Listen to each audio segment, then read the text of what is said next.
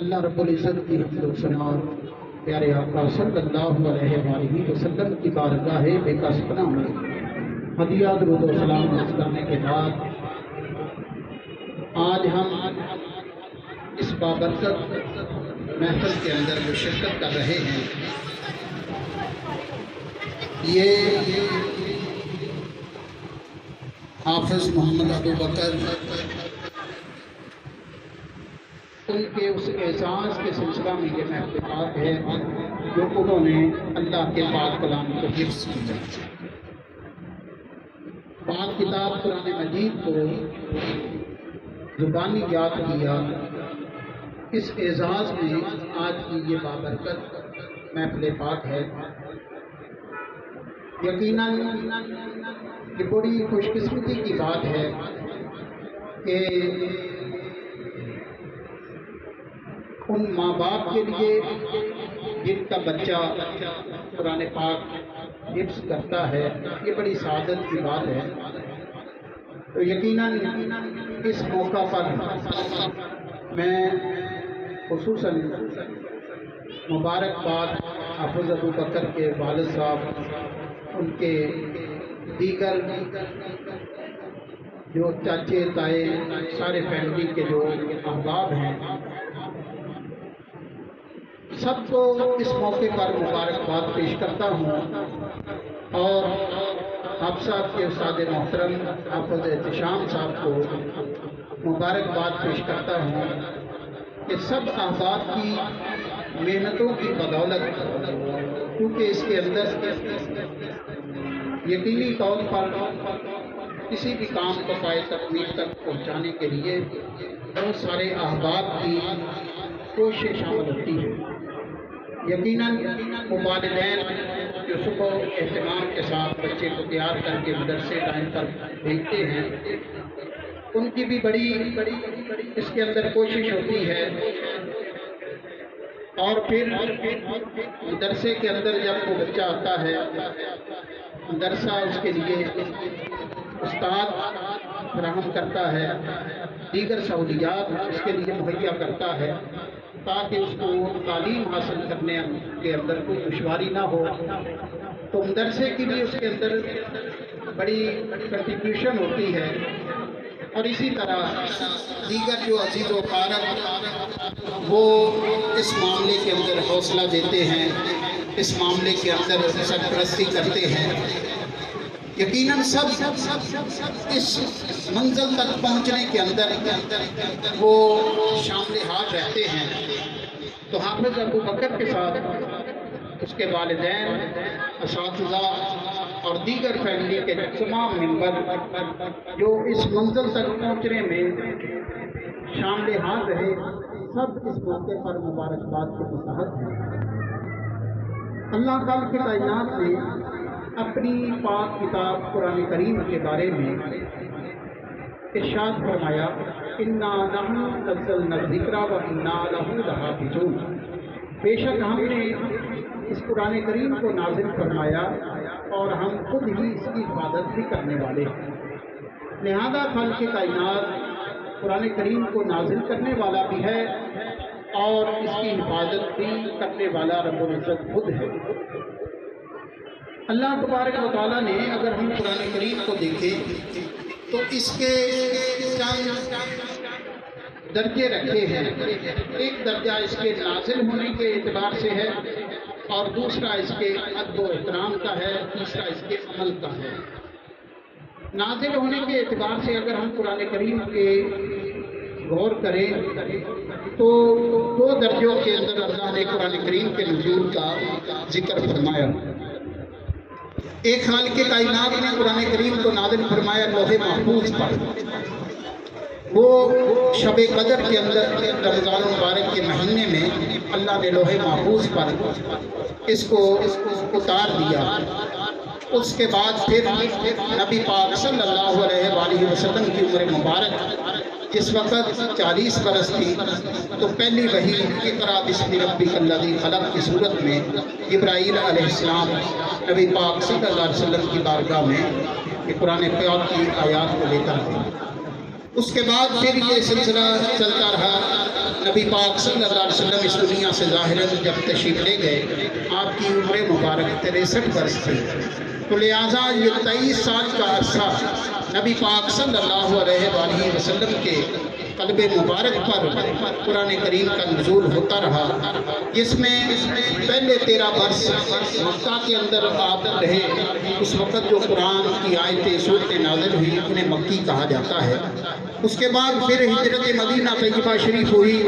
نبی پاک صلی اللہ علیہ وسلم مدینہ طیبہ تشریف لے گئے تو ان آخری 10 سالوں کے اندر جو قرآن کریم کی آیات بینات صورتیں نازل ہوئی انہیں مدنی صورتیں یا آیات کہا جاتا ہے.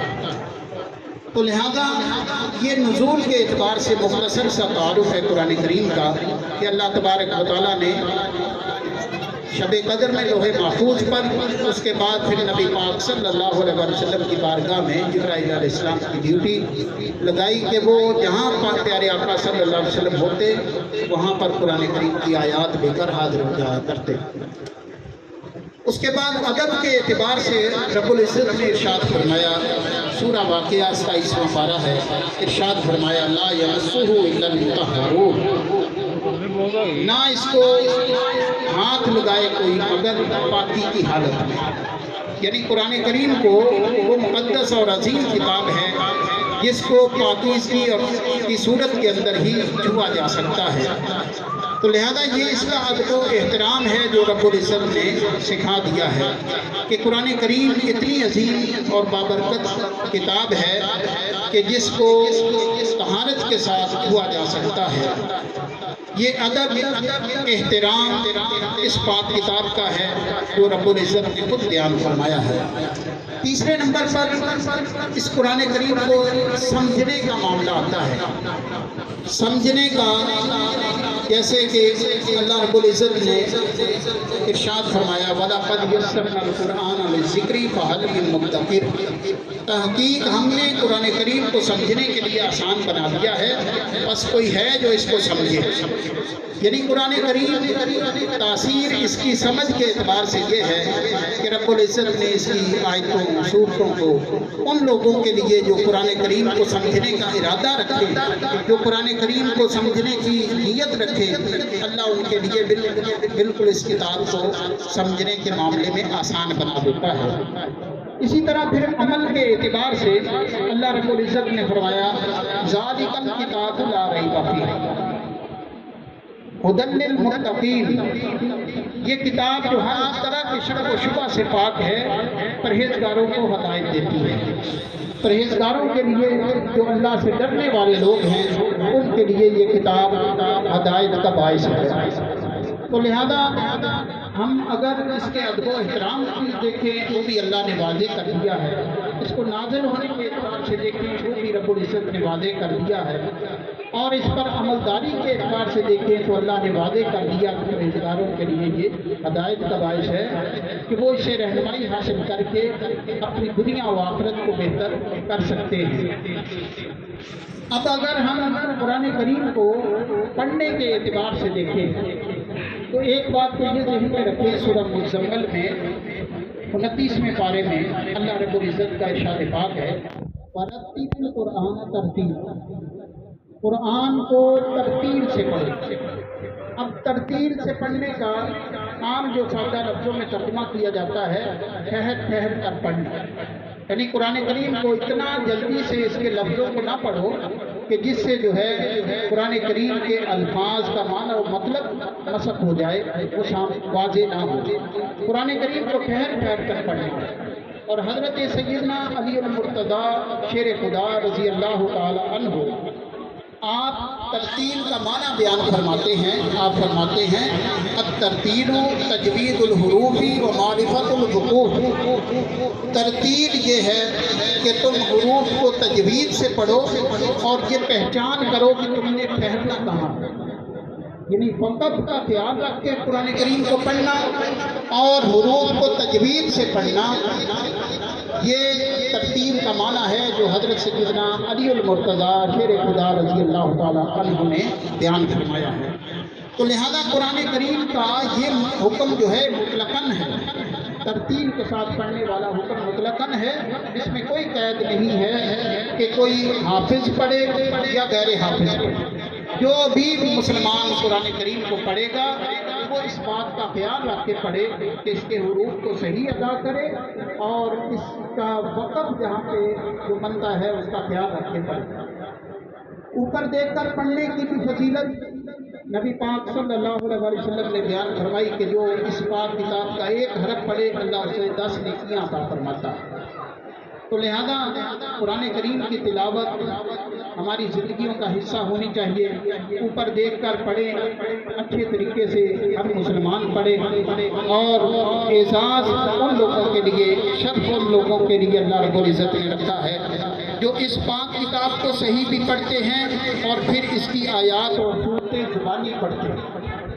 یہ زبانی جو پڑھنے کا عمل ہے یہ اتنا بابرکت عمل ہے کہ اللہ تبارک و تعالیٰ نے جو فرمایا نا کہ ہم نے قرآن نازل کیا اور اس کی حفاظت کرنے والے ہیں۔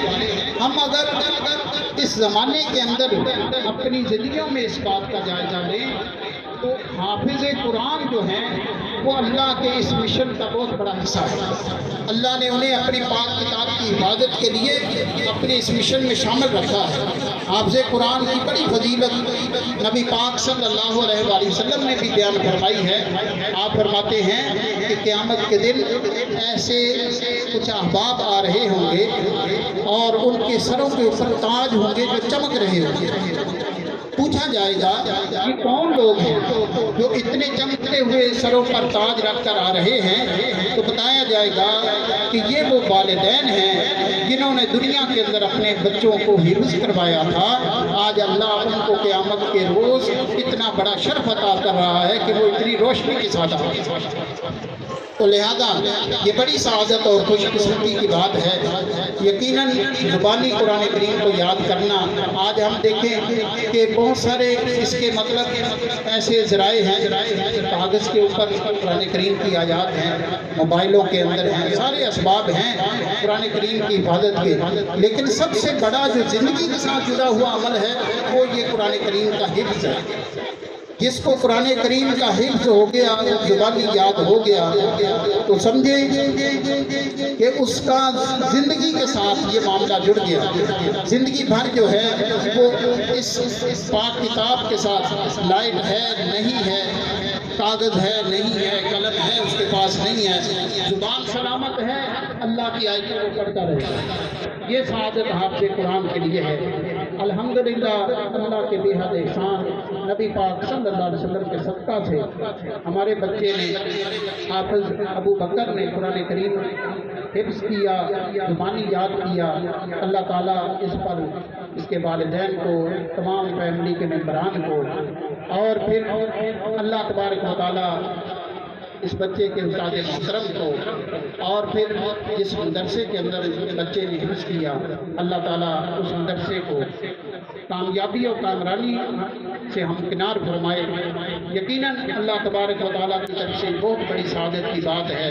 بار دیگر میں اس بچے کو دل کی اتھاں گہرائیوں سے مبارکباد پیش کرتا ہوں اور یہ دعا کرتا ہوں کہ اللہ تعالیٰ اس بچے کو ایک اچھا عالم دین بنائے، دین کی خدمت کرنے والا، قرآن پاک کو سمجھنے والا اور اللہ کے فرامین کو سمجھنے والا، دین کی سمجھ رکھنے والا ایک اچھا عالم دین بنائے، دین کی بری تعلیم سے آراستہ فرمائے، دنیا کی جو اسکول کی تعلیم ہے اس سے آراستہ فرمائے، تاکہ اس دنیا کے اندر بھی کامیابی کی زندگی ہو اور آخرت کی زندگی ظاہر ہے اسی کی کامیابی کی زندگی ہے جس کو اللہ تبارک و تعالیٰ نے اپنے دین کی سمجھ عطا فرمائی ہے۔